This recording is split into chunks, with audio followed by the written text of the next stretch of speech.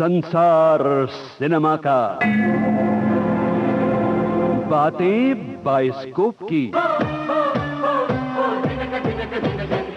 Bioscope की बातें।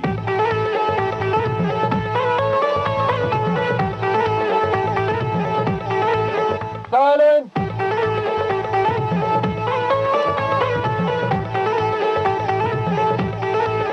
Action. आज बातें होंगी एक गंभीर फिल्म को लेकर। ये एक ऐसी फिल्म है जिसे नूतन के जानदार अभिनय ने फिल्मी इतिहास का एक यादगार पृष्ठ बना दिया है। बिमल रॉय प्रोडक्शंस के बैनर तले बनी महान डायरेक्टर बिमल रॉय की इस शानदार फिल्म का नाम है बंदिनी। बंदिनी के बारे में खोज करके जानकारियां बटोर कर लाए हैं कलीम राही, और कलीम राही की तहरीर को प्रोग्राम की शक्ल में पेश कर रहे हैं लोकेंद्र शर्मा। तो आइए राजलक्ष्मी की मदद से रिकॉर्ड की गई सुने बाइस्कोप की बातें।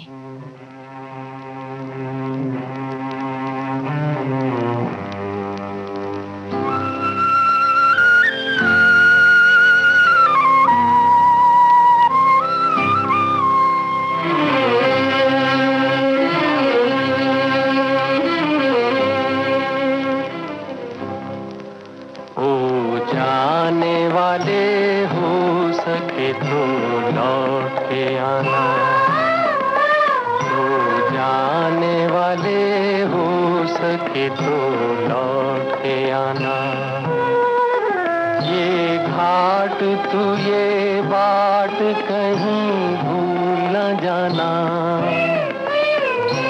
जाने वाले हो सके तो लौट के आना। सदियों से इंसान ये आरजू करता रहा है कि जो जा रहे हैं एक दिन वो लौट आएं, लेकिन जाने वाले कभी लौटकर नहीं आते, सिर्फ अपनी यादों के नक्श छोड़ जाते हैं। बिमल रॉय भी एक ऐसी ही शख्सियत थे। उनकी यादों के नक्श उनकी फिल्मों के रूप में हमेशा हमारे साथ रहेंगे।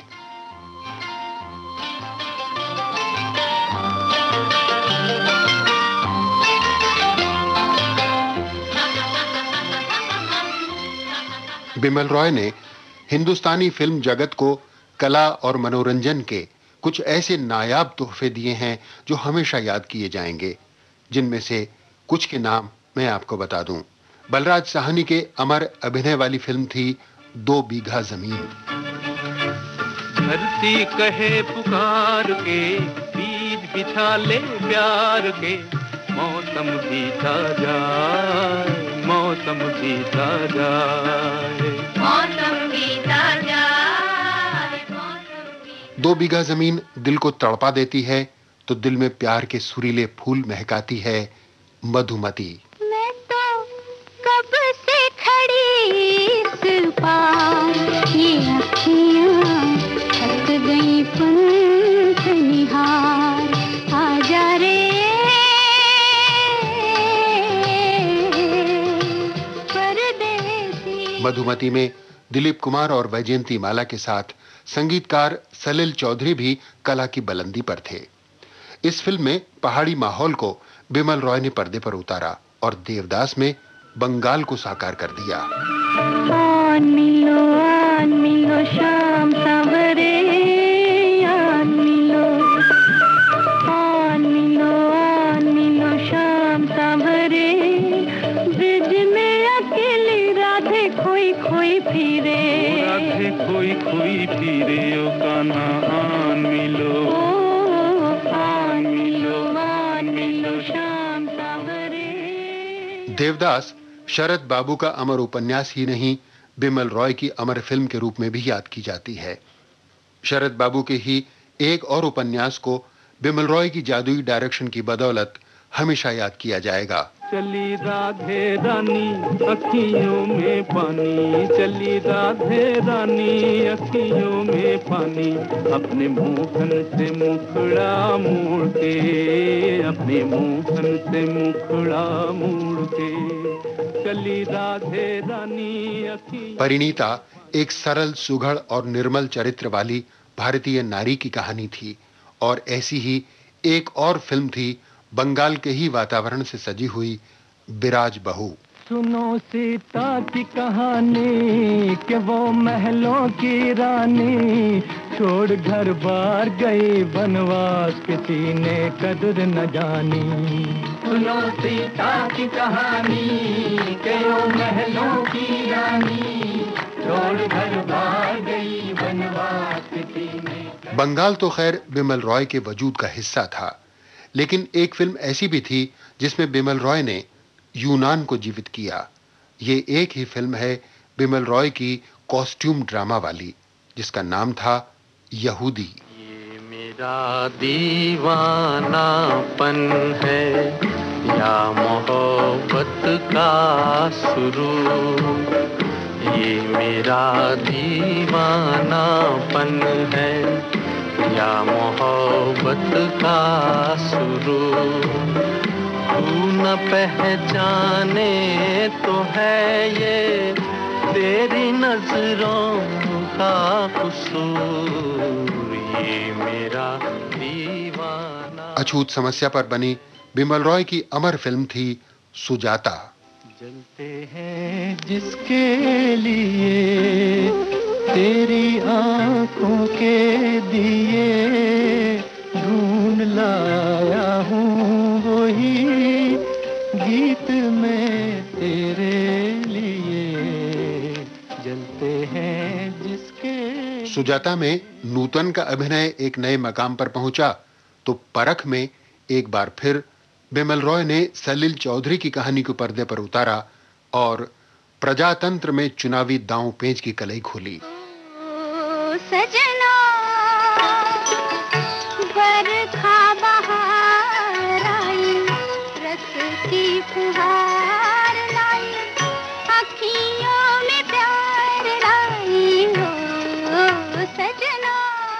बिमल रॉय की ऐसी ही फिल्म कला की एक और यादगार है बंदिनी। मन की किताब से तुम मेरा नाम ही मिटा देना, गुम तो न था कोई भी अब गुल मेरे भुला देना। मन की किताब से तुम मेरा नाम ही मिटा देना, गुम तो न था कोई भी अब गुल मेरे भुला देना। मुझे आज की विदा का, मुझे आज की विदा का मर के भी रहता इंतजार। मेरे साजन है उस पार, मैं मनमार तू इस पार, ओ मेरे माझे अब की बार ले चल पार, ले चल पार, मेरे साजन है उस पार।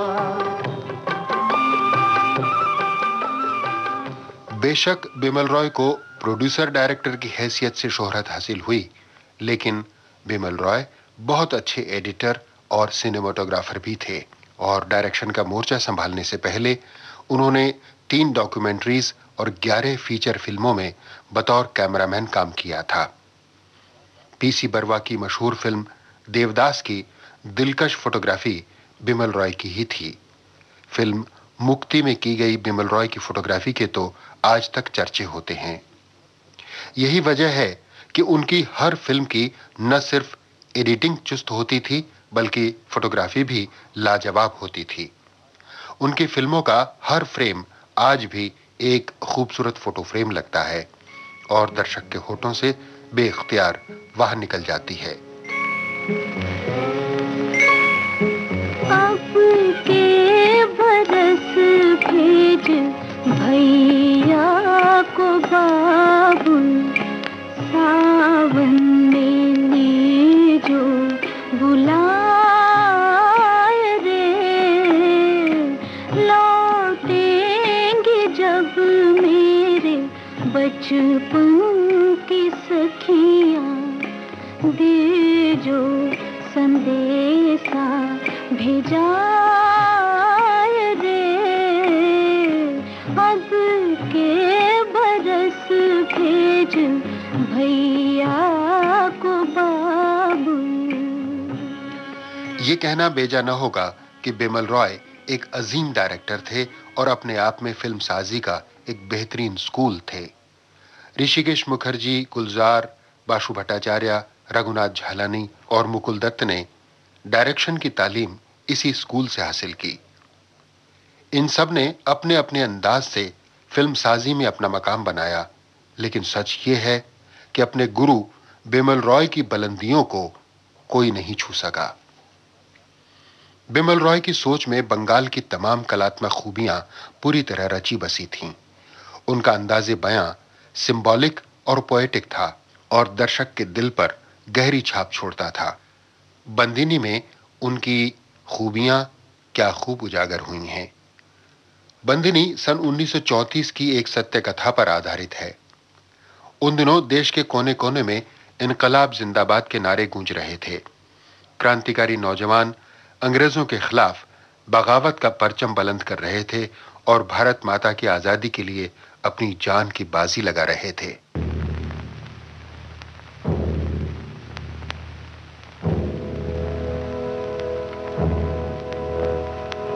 मत रो माता लाल तेरे बहु तेरे, मत रो माता लाल तेरे बहु तेरे, जन्मभूमि के काम आया मैं बड़े भाग है मेरे। मत रो माता लाल तेरे बहु तेरे, मत रो।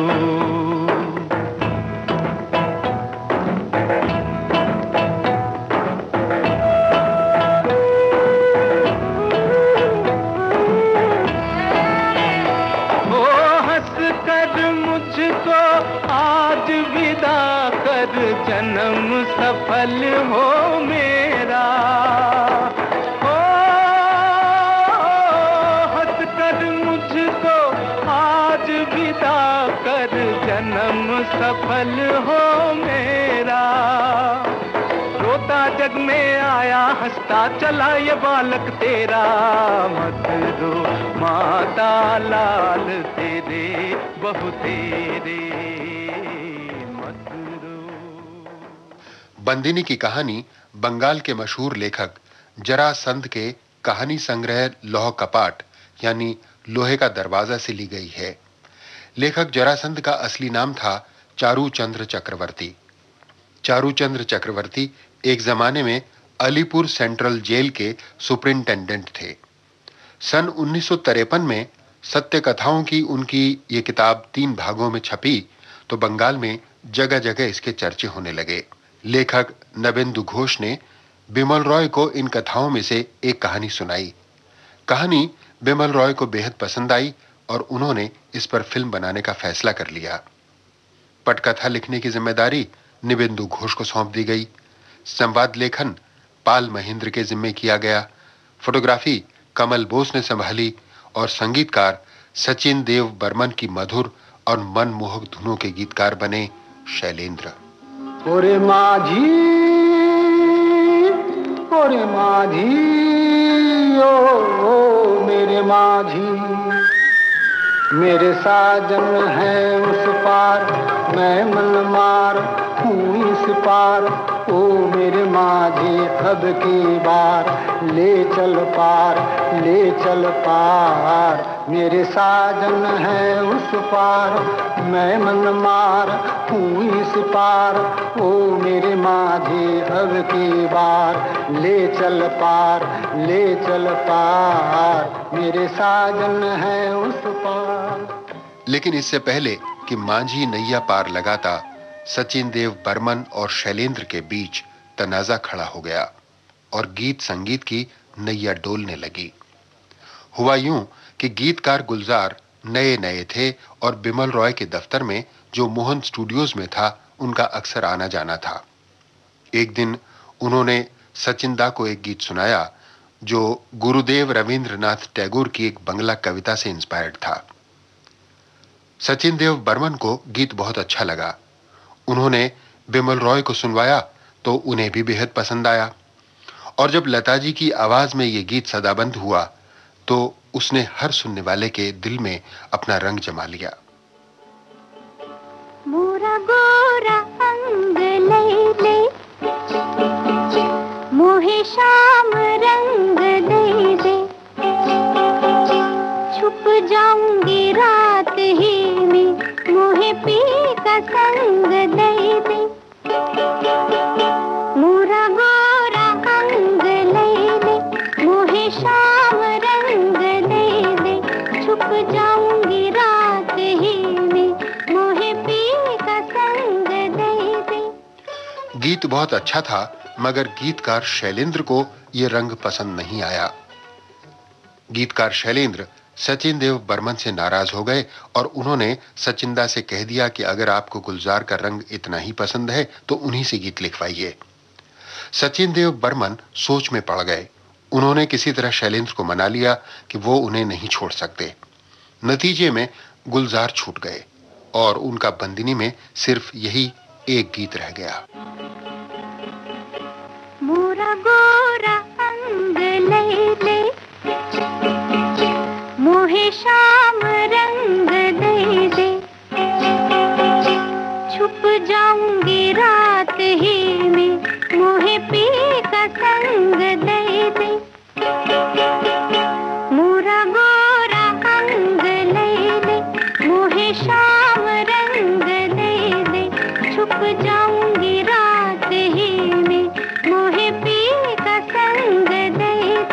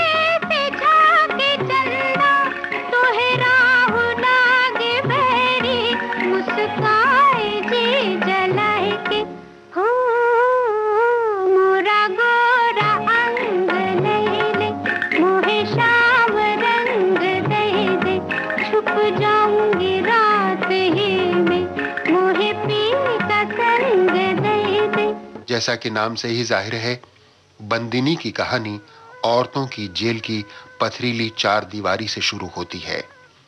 यहाँ अपराधी औरतें कैद सख्त की सजाएं काटते हुए कभी कभी अपनी जिंदगी की खट्टी मीठी यादों में भी खो जाती हैं और बिमल रॉय इन यादों को अपने पोएटिक अंदाज में कुछ यूं पेश करते हैं। पंछी प्यारे सांसकारी, बोले तू कौन सी बोली, बता रे बोले तू कौन सी बोली। ओ पंछी प्यारे सांसकारी, बोले तू कौन सी बोली, बता रे बोले तू कौन सी बोली।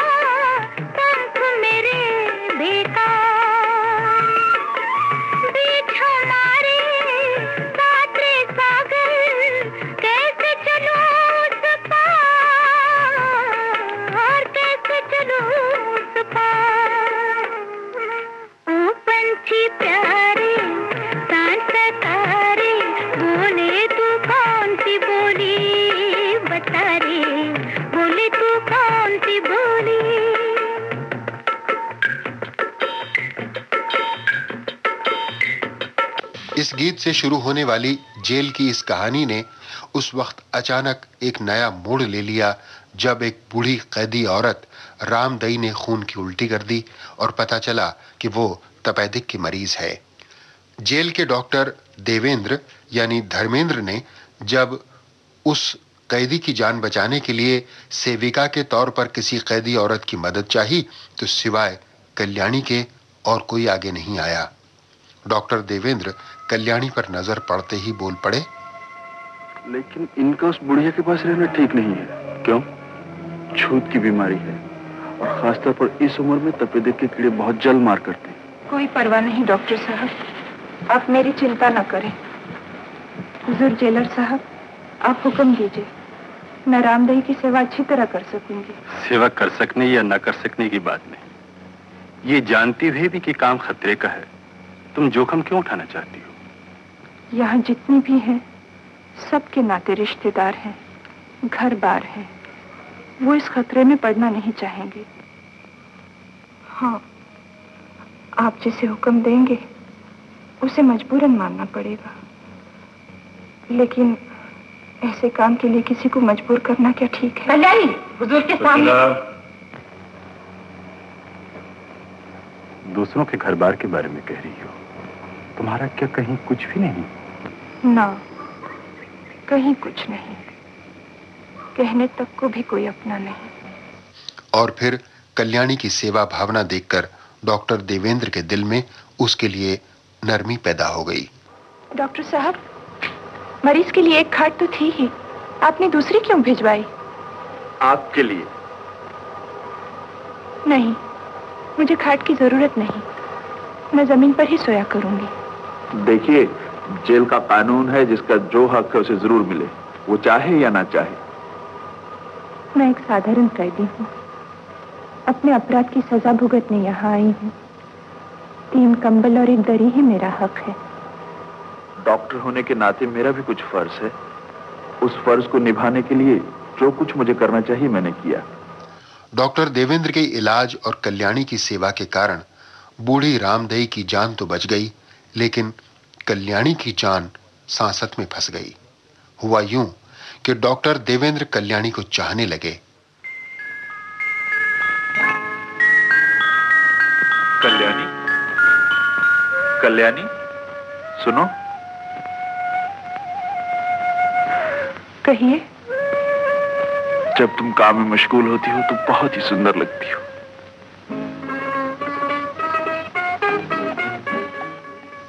डॉक्टर देवेंद्र के दिल में कोई खोट नहीं था। वो कल्याणी को सच्चे मन से अपनाना चाहते थे, लेकिन कल्याणी अपने अतीत की परछाइयों से मुक्त नहीं हो सकती थी। कल्याणी ने उनके प्रस्ताव को ठुकरा दिया और डॉक्टर देवेंद्र ने नौकरी छोड़ने का फैसला कर लिया। नौकरी के मामले में इतना सेंटिमेंटल होना ठीक नहीं। अगर नौकरी छोड़ दोगे तो माँ क्या सोचेंगी? माँ को तो आप जानते ही हैं, वो तो यही चाहती थी कि नौकरी छोड़कर अपने ही शहर में प्रैक्टिस करूं। खैर, आप आज ही मेरा इस्तीफा आईजी के ऑफिस में भिजवा दीजिए। डॉक्टर देवेंद्र जेल की नौकरी छोड़ गए, लेकिन अभी कल्याणी का मन शांत भी नहीं हुआ था कि उसे पता चला जेलर साहब उसे जेल से रिहाई दिलवाना चाहते हैं और उसका नाम जेल बोर्ड की मीटिंग में रखने वाले हैं। बोर्ड की मीटिंग में मेरा नाम मत दीजिए, मैं जल्दी रिहाई पाना नहीं चाहती। क्यों? रिहा होकर जाऊंगी कहाँ? जेल के बाहर मेरे लिए कहीं कोई आसरा नहीं। लेकिन मुझे अच्छी तरह पता है कि एक आदमी तुम्हें बाइज्जत आसरा देना चाहता था, पर तुमने इनकार किया। मैं डॉक्टर की बात कह रहा हूँ। मैं नहीं चाहती थी मेरे बीते दिनों के कारण उनके सुंदर निष्पाप जीवन पर कोई कलंक लगे। क्या है वो तुम्हारे बीते दिन जो आज तक तुम्हें डरा रहे हैं, तुम्हारी आइंदा जिंदगी को अंधेरे में ठकरते चले जा रहे हैं? आप जरूर सुनना चाहते हैं? हाँ। कल्याणी की कहानी बड़ी दर्दनाक थी। उसके नसीब ने उसे कदम कदम पर चोटें दी थी। कल्याणी बहादुर नगर के पोस्टमास्टर सदाशिव बाबू की बेटी थी। उसके बड़े भैया समाज सेवक थे और तूफानी बाढ़ में फंसी एक लड़की की जान बचाते हुए अपनी जान से हाथ धो बैठे थे। कल्याणी जवान थी और उसके पिता उसके ब्याह की चिंता में डूबे हुए थे। क्या सोच रहे हो बाबूजी? तेरी ही बात सोच रहा हूँ बेटी। सब कहते हैं अब तेरे हाथ पे लेकर तुझे पढ़ाई कर देना चाहिए। तुम्हारी यही बातें तो मुझे अच्छी नहीं लगती। दूसरों की बातें सुनते क्यों हो तुम? मैं बस पढ़ा करूंगी। अच्छा, अगर मैं तुम्हारा बेटा होती तो? नहीं, तू बेटी ही बनी।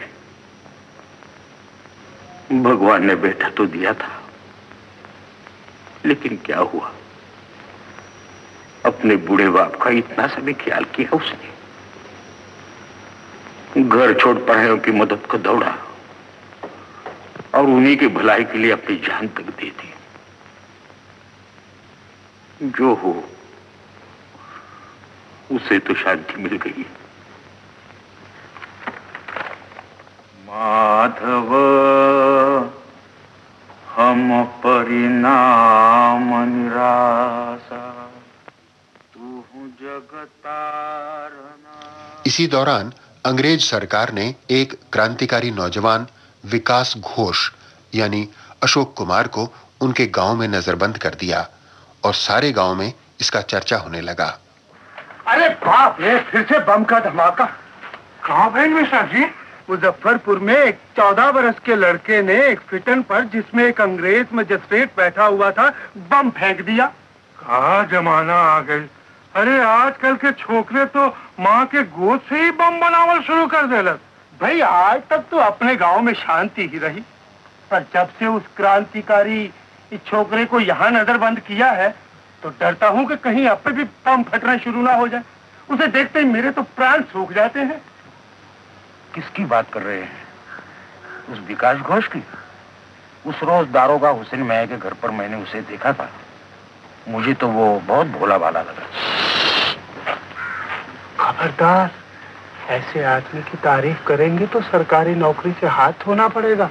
इधर डाक बाबू को उनके साथियों ने विकास बाबू के साये से भी दूर रहने की सलाह दी और उधर उनकी बेटी कल्याणी रात को बारिश के कारण प्रभा दीदी के घर रुक गई और उसके साथ एक घटना घट गई।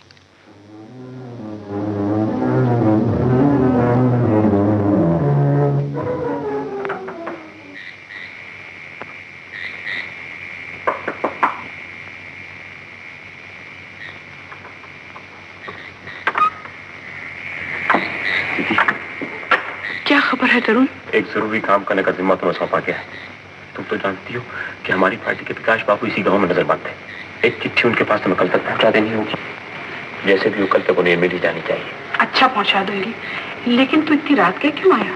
आया तो बहुत पहले से हो, लेकिन प्रकाश बाबू के कारण इस गांव में पुलिस का पहरा बहुत कड़ा है, इसलिए जंगल में छुप बैठा हुआ था।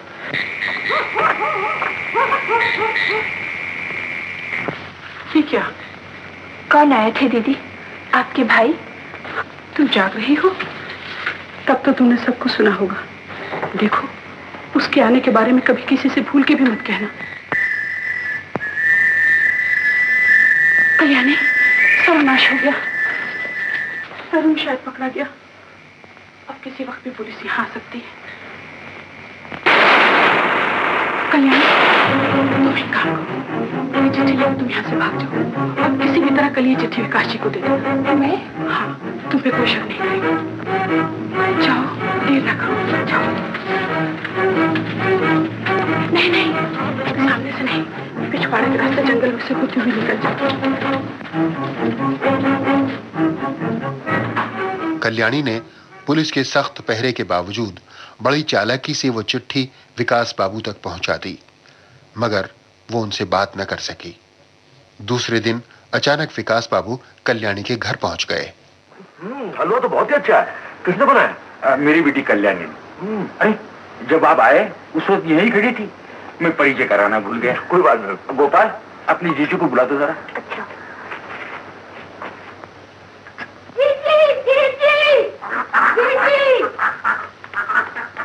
मामा बुला रहे हैं। कह दे मैं नहाने जा रही हूँ। अच्छा।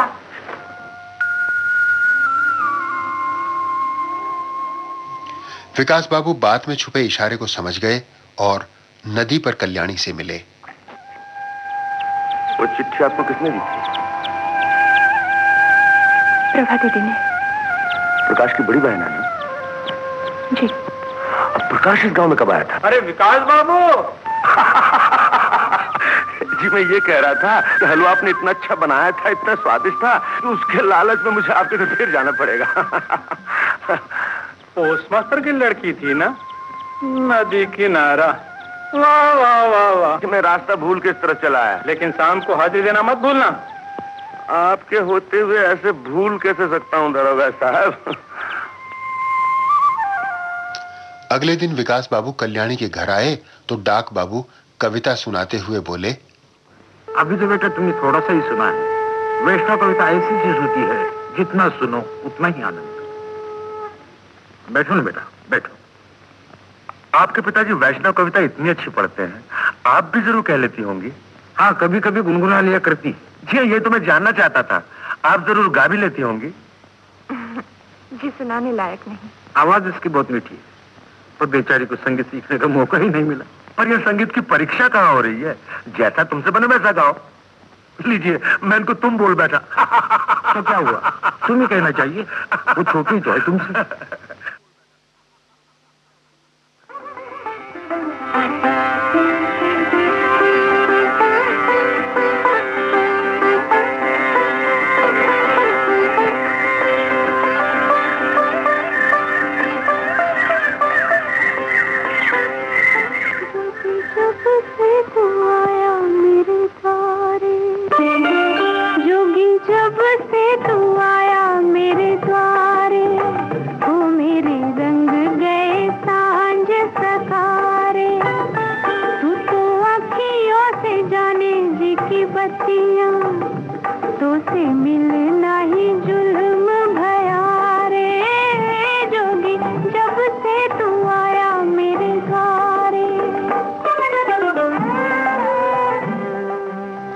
यूं विकास बाबू और कल्याणी का प्रेम परवान चढ़ने लगा। सुना है आंखें मन का आईना होती हैं। अगर ये सच है तो तुम्हारे बारे में मुझे जरा सी भी भूल नहीं हुई। क्यों? आपने मेरी आंखों में ऐसा क्या देखा है?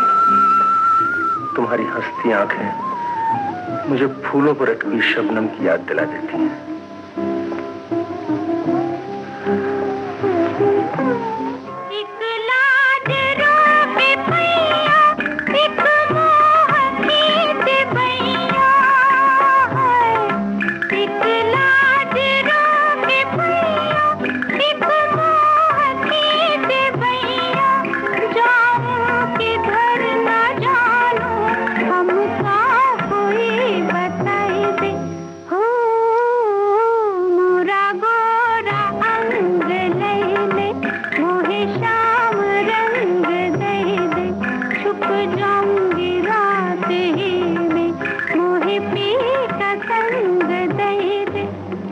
कल्याणी प्रेम के सुंदर सपनों में खोई हुई थी कि विकास बाबू बीमार पड़ गए। कल्याणी बेचैन हो गई। वो उनसे मिलना चाहती थी कि अचानक आधी रात को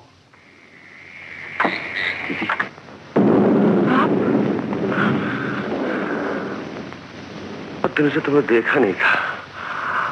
आज जी बहुत बेचैन हुआ, इसलिए चला आया। इतनी रात गए? हाँ, अच्छा मैं जाता हूँ। क्या हुआ? अरे आपको तो बहुत तेज बुखार है, शरीर तवे सा तप रहा है। हाँ, शाम को फिर बुखार आ गया था, इसलिए सर चकरा गया। मैं चला जाऊंगा, कोई बात नहीं। नहीं, इतनी तेज बारिश में मैं नहीं जाने दूंगी। जरा बारिश थम जाने दीजिए, फिर चले जाइए। आइए अंदर चलिए। और इतनी सी बात ने दूसरी सुबह कल्याणी और विकास बाबू की जिंदगियों का रुख मोड़ दिया।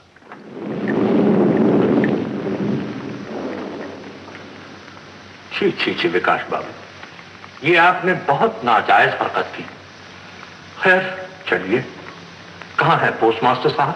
जी हाँ, बुलवाइए पोस्ट मास्टर साहब को और उन्हें अच्छी तरह समझा दीजिए कि शरीफों की बस्ती है, यहाँ रात में रचाना ठीक नहीं। इसे तो बेहतर है कि किसी कोठे पर। मुंह संभाल के बात कीजिए। अपनी पत्नी का अपमान मैं हरगिज बर्दाश्त नहीं करूंगा। आपकी बीवी? जी हाँ हुजूर, इनसे जरा पूछिए तो सही कि इनका ब्याह कब और कैसे। आप खामोश रहिए। मैं अभी हाजिर हुआ दरबार। चलो कल्याणी, बाबूजी को प्रणाम करके उनका आशीर्वाद लें। इस वक्त संकोच मत करो कल्याणी, चलो मेरे साथ।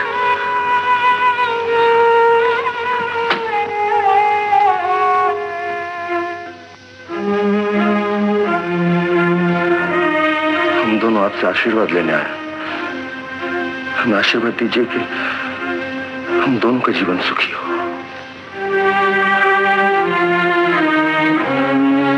आज जो कुछ भी हुआ इसके लिए सिर्फ मैं जिम्मेदार हूं, कल्याणी के इसमें जरा भी दोष नहीं। यकीन कीजिए, सिर्फ आपको बदनामी से बचाने के लिए मैं कल्याणी का हाथ नहीं मांग रहा। मैं सचमुच कल्याणी से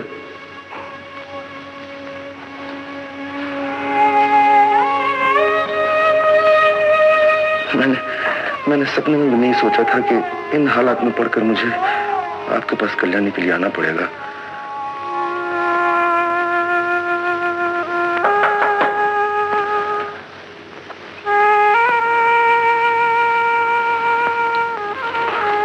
पुलिस मेरा इंतजार कर रही है। मुझे सोचने का समय दो।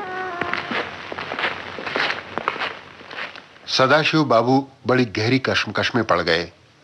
उन्हें कोई राह सुझाई नहीं दे रही थी कि ऐसे में दारोगा साहब ने उन्हें सलाह दी।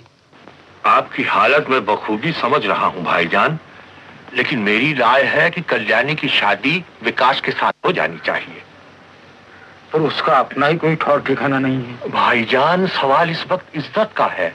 अगर आपने इनकार कर दिया तो गांव में जितने मुंह उतनी ही बातें उठेंगी। हकीकत तो ये है कि इन इनकलाबी छोकरों में और जो भी ऐब हो, लेकिन जबान के पक्के होते हैं। सदाशिव बाबू ने दारोगा साहब की सलाह मान ली और अपनी बेटी कल्याणी का हाथ विकास बाबू के हाथ में देने का फैसला कर लिया। लेकिन विकास बाबू पुलिस की हिरासत में शहर गए तो जैसे लापता हो गए। न कोई खैर न खबर। कल्याणी के लिए गांव में जीना अब दूभर हो गया। बेरहम हालात ने उसे पहले उसकी सहेली के द्वार पर पहुंचाया और फिर एक अस्पताल में, जहां उसका सामना हिस्टीरिया की मरीज एक औरत शिवानी से हुआ। नर्स हो? जी नहीं, नौकरानी। नौकर। नाम क्या है तेरा? कल्याणी। आय हाय हाय हाय, नाम तो बड़ा चुन के रखा है। अगर कहीं भगवान ने रूप भी दे दिया होता तो पता नहीं क्या। मुझे क्या करना होगा? ले पैर दबा मेरे। अरे उठ कम्बा, नौकरानी होकर मेरे बिस्तर पे बैठ गई। जी भूल हो गई। बेशक भूल हो गई। ले इस चादर को अभी सावन से धोला। जाती कहाँ है कम्बा? वहां कोने में मेरे कपड़े पड़े हैं, जाकर फौरन धोला। इसी दौरान कल्याणी पर एक और मुसीबत टूटी। उसके पिताजी पोस्ट मास्टर सदाशिव बाबू उसे खोजते खोजते शहर आए तो एक हादसे का शिकार होकर चल बसे। कल्याणी की जिंदगी पर छाया हुआ अंधेरा और गहरा हो गया। वो अभी इस सदमे से उभर भी नहीं पाई थी कि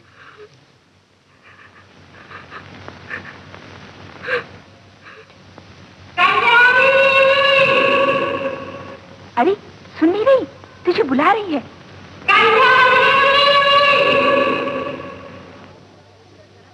तुझे पुकार पुकार के मेरा गला बैठ गया और तू ही की सुनती ही नहीं।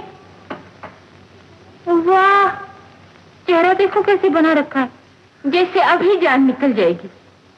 कहिए क्या करना है? क्या करना है माने? भूल गई मेरी चाय का वक्त हो गया? कहाँ मर गई थी? जा जल्दी से 2 कप चाय बना के ला, अभी मेरे पति यहाँ आए। खबरदार, मेरे पति के सामने बन ठन चाय तो तेरी खैर नहीं। कल्याणी जब चाय लेकर कमरे के दरवाजे पर पहुंची तो शिवानी के पति को देखकर जैसे पत्थर हो गई। वो कोई और नहीं, विकास बाबू थे। तुम इस तरह मुझसे दूर क्यों बैठे हो? चुप क्यों हो? जवाब दो ना। शायद तुम मुझे प्यार नहीं करते।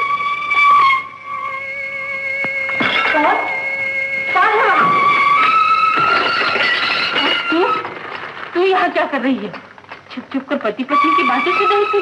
बेहया बच्चा। क्या बात है शिवानी, किस पर बिगड़ रही हो? तुम बैठे जी आराम से। वो है एक बेशरम नौकरानी, आज मैं उसे सबक सिखाती हूँ। मैं भी डॉक्टर साहब से तेरी शिकायत करती हूँ। तुझे जूते मार मार के यहाँ से निकल लाऊंगी। यहाँ से।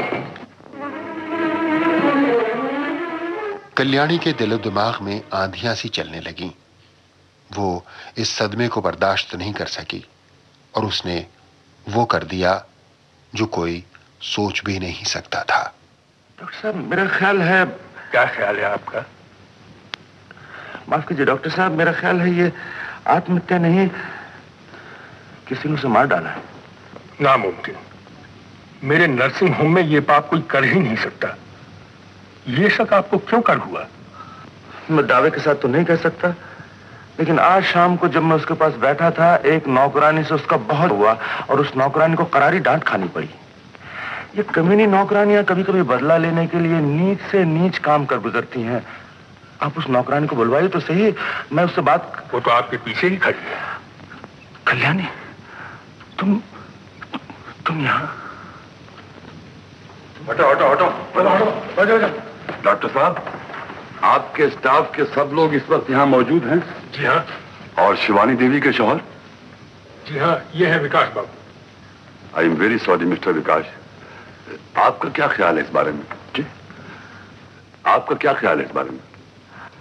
मेरा ख्याल है इंस्पेक्टर साहब, उन्होंने आत्महत्या की।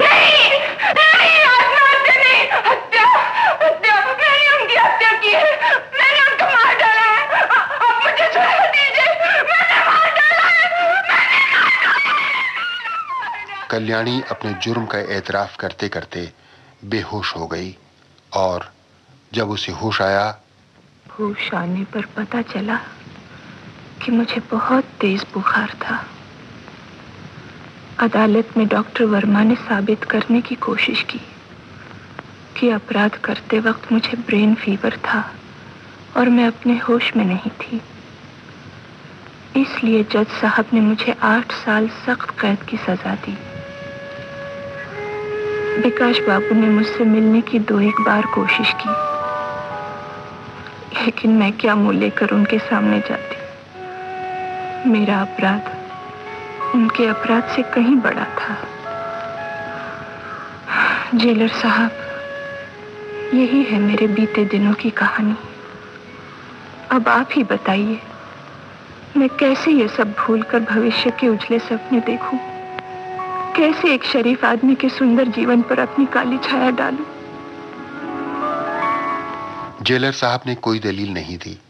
उन्होंने कल्याणी को बोर्ड की सिफारिश से रिहाई दिलवाई और डॉक्टर देवेंद्र की माताजी को रजामंद किया कि वो कल्याणी को अपनी बहू बना ले। लेकिन किस्मत कुछ और चाहती थी। कल्याणी जेल की वार्डन सुशीला के साथ जब स्टीमर के घाट पर पहुंची तो कल्याणी, जानता हूं आज तुम मेरी कोई भी बात सुनना नहीं चाहोगे। मेरी वजह से तुम्हें बहुत तकलीफें हुई हैं, बदनामी भी सहनी पड़ी। मैं अपनी कैफियत नहीं दे रहा हूं, लेकिन विश्वास करो जो कुछ भी हुआ मेरी मर्जी के खिलाफ हुआ। मैंने तुम्हें चिट्ठी में सारी बातें साफ साफ लिख दी थी, लेकिन वो चिट्ठी मेरे पास वापस आ गई।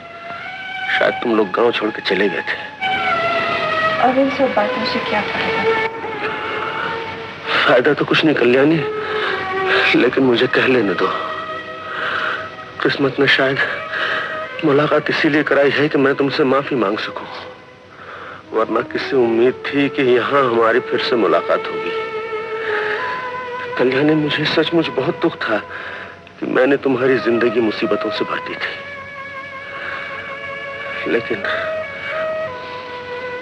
मैंने आज तक भगवान से कभी कुछ नहीं मांगा, प्रार्थना तक नहीं की, लेकिन अब जब तक जिंदा रहूंगा यही प्रार्थना करता रहूंगा कि तुम सुखी रहो। दो पल की इस मुलाकात ने कल्याणी के दिल में एक बार फिर हलचल मचा दी। स्टीमर सामने खड़ा था, विकास बाबू उस पर सवार हो चुके थे और कल्याणी के दिल की हलचल गीत बनकर गूंजने लगी।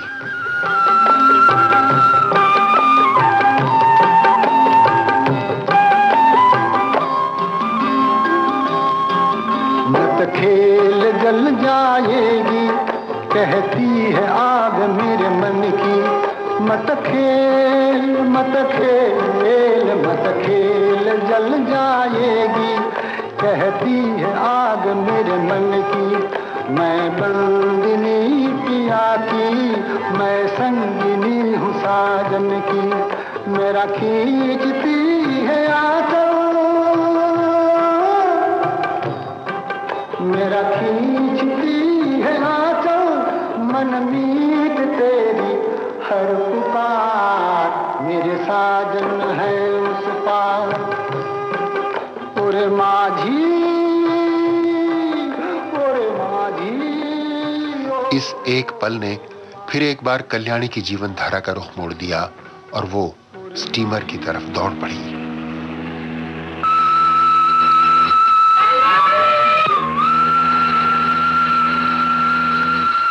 कहाँ जा रही है? जिसके पास मुझे जाना चाहिए। कल्याणी पागल न बनो, हमारा रास्ता उधर नहीं। नहीं वार्डन जी, मेरा रास्ता उधर ही है। कल्याणी, मुझे जाने दीजिए। जेलर साहब से कह देना मुझे माफ कर दे। कल्याणी उधर ना जाओ।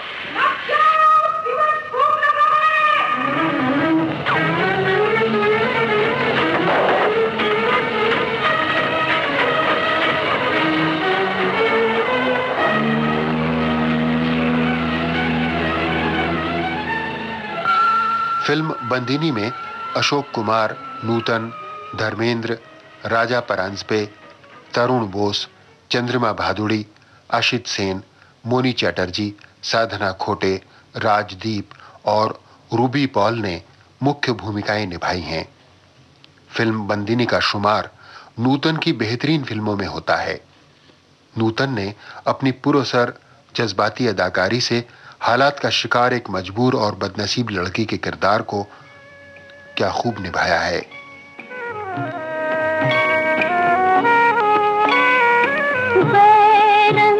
जवानी ने छीने खिलौने और मेरी गुड़िया चुराई। बाबुल की मैं तेरे नाज़ों की पारी, फिर क्यों हुई मैं पराई। तेरे जुग कोई चिट्ठियाँ न पाती, ना कोई नई हर से आए रे।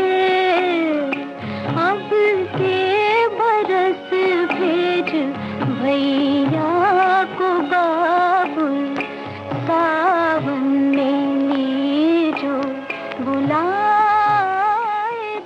बिमल रॉय अपनी हर फिल्म के गीत, संगीत और बैकग्राउंड म्यूजिक के साथ साथ साउंड इफेक्ट्स पर भी खास ध्यान देते थे। जब कल्याणी विकास बाबू की पत्नी शिवानी को जहर देने से पहले कश्मकश में डूबी हुई खड़ी है, तो पास की इमारत में वेल्डिंग से उड़ती हुई चिंगारियां और हथौड़े की आवाज कल्याणी के दिलो दिमाग की हालत को क्या खूब उजागर करती हैं। इस सीन की शूटिंग के दौरान नूतन का गर्मी के मारे बुरा हाल था। वो पसीने से सराबोर हो रही थी, लेकिन जब तक शॉट ओके नहीं हो गया उन्होंने पंखा नहीं चलाने दिया। इसमें कोई शक नहीं कि उस जमाने में फिल्म के तमाम अदाकार अपने डायरेक्टर के साथ भरपूर कोऑपरेशन करते थे और उनमें बला का डिवोशन और डेडिकेशन था। सचिन देव बर्मन का अपना एक अंदाज था। वो अपना काम बड़ी लगन से करते थे और उन्हें अपने काम में किसी की भी गैर जरूरी दखलंदाजी पसंद नहीं थी, चाहे वो उनका अपना बेटा ही क्यों न हो। महबूब स्टूडियो में बंदिनी के मशहूर गीत ओ जाने वाले की रिकॉर्डिंग हो रही थी। गायक थे मुकेश, लक्ष्मीकांत मैंडोलिन बजा रहे थे, प्यारेलाल वायलिन नवाज थे, हरि प्रसाद चौरसिया बांसुरी वादक थे और सचिन देव बर्मन के असिस्टेंट के तौर पर उनके बेटे पंचम यानी राहुल देव बर्मन स्टूडियो में मौजूद थे। पंचम इस बात पर बजिद थे कि मनोहारी का सैक्सोफोन भी इसमें शामिल किया जाए, जबकि सचिंदा इस बात पर राजी नहीं थे। जब पंचम कुछ ज्यादा ही जिद करने लगे तो सचिंदा रिकॉर्डिंग थिएटर से उठकर चले गए। पंचम ने अपनी मर्जी से गाना रिकॉर्ड करवा लिया। सचिन देव बर्मन जब बड़ी देर तक नहीं लौटे तो उनकी तलाश शुरू हुई। वो रिकॉर्डिंग थिएटर के पिछवाड़े टहल रहे थे। उन्हें बुलवाया गया। वे आए तो पंचम ने खुश होकर उन्हें गाना सुनाना चाहा, लेकिन रिकॉर्डिस्ट कौशिक बोले, गाना तो रिकॉर्ड हुआ ही नहीं, मैं तो रिहर्सल कर रहा था। पंचम कौशिक का मुंह देखते रह गए। उसके बाद वही हुआ जो होना था। सचिन देव बर्मन की इच्छा के अनुसार वो गाना रिकॉर्ड हुआ और क्या खूब हुआ।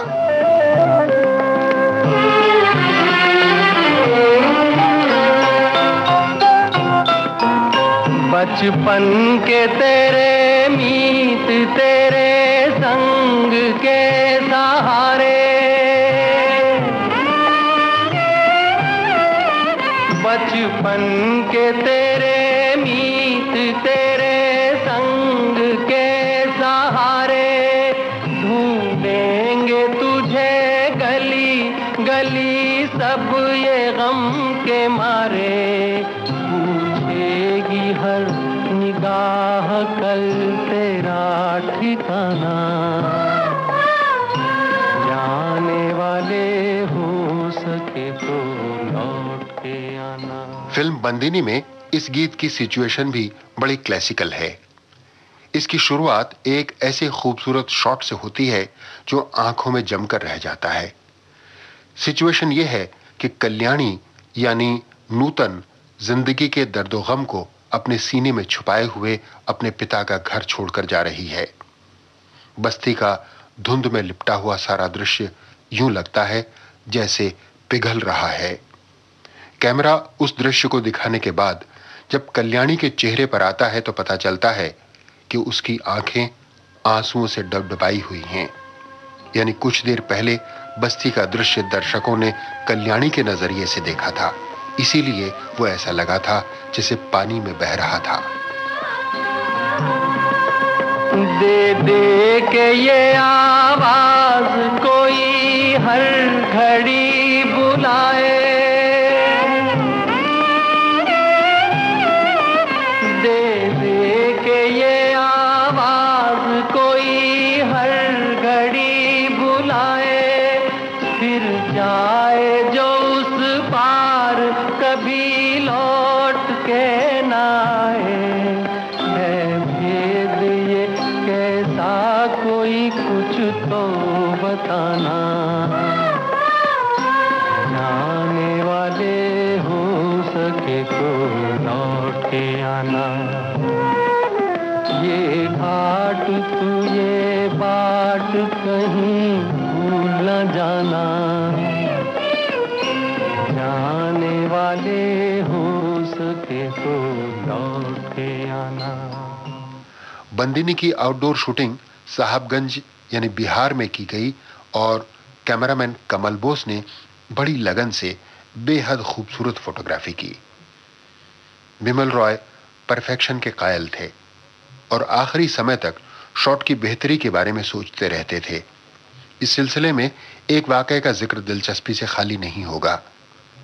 बिमलदा को जब रघुनाथ झालनी ने यह सलाह दी कि क्लाइमैक्स में कल्याणी को डॉक्टर देवेंद्र को अपनाना चाहिए, तो बिमल रॉय ने स्क्रीन प्ले राइटर निबेंदु घोष के विरोध के बावजूद क्लाइमैक्स दोनों तरह से शूट किया और उन दोनों क्लाइमैक्सेस को देखने के बाद नूतन और अशोक कुमार की मिलाप का क्लाइमैक्स रखने का फैसला किया, जिसे बाद में सबने खूब सराहा।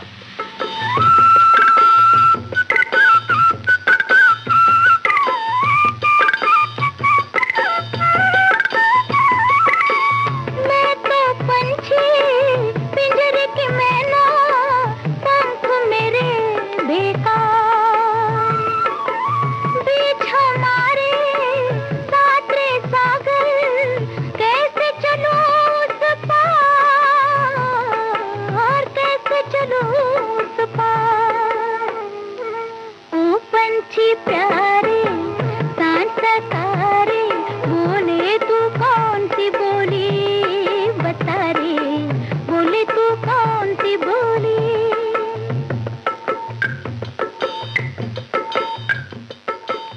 बंदिनी आज से 34 बरस पहले सन 1963 में सारे भारत में रिलीज हुई और न सिर्फ ये कि बॉक्स ऑफिस पर कामयाब रही, बल्कि अपने गीत, संगीत और कलात्मक रूप की वजह से हर जगह बेहद पसंद की गई। बिमल रॉय आज हमारे बीच नहीं हैं। वे 57 साल की उम्र में 6 फरवरी सन 1967 को ये दुनिया छोड़ गए। लेकिन जैसे कि मैंने कहा, उनकी शाहकार और यादगार फिल्में हमें हमेशा उनकी याद दिलाती रहेंगी। बिमल रॉय हमेशा हमारे बीच बने रहेंगे और नए दौर के आने वाले निर्माताओं और निर्देशकों को अच्छी फिल्में बनाने की प्रेरणा बिमल रॉय से हमेशा मिलती रहेगी। ओ कल मैं नहीं रहूंगा, लेकिन जब होगा अंधियारा,